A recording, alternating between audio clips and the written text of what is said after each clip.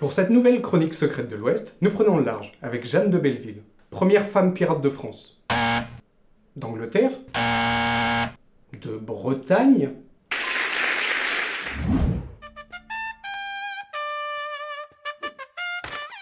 Nous sommes en 1340. La situation est très tendue entre la France et l'Angleterre. Et elle se crispe avec la succession du duché de Bretagne. La guerre est déclarée. Jeanne de Belleville est la descendante de Mélusine.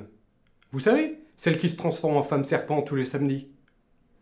Chacun ses hobbies, on ne juge pas.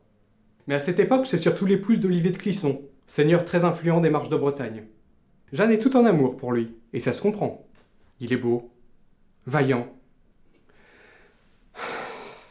Alors qu'il est chevalier du roi, il est suspecté de s'être allié aux Anglais. Lors d'un tournoi, il est arrêté. Jeanne essaye de le tirer d'affaire, mais en vain. Il est décapité à Paris et sa tête est brandie sur une pique à Nantes.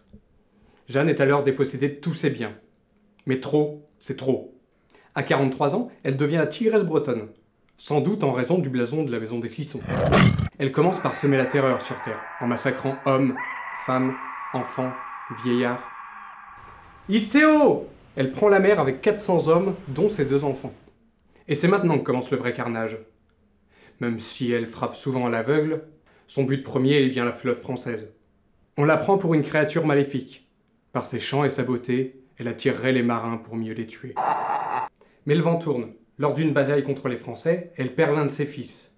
Jeanne demande alors la protection au roi d'Angleterre.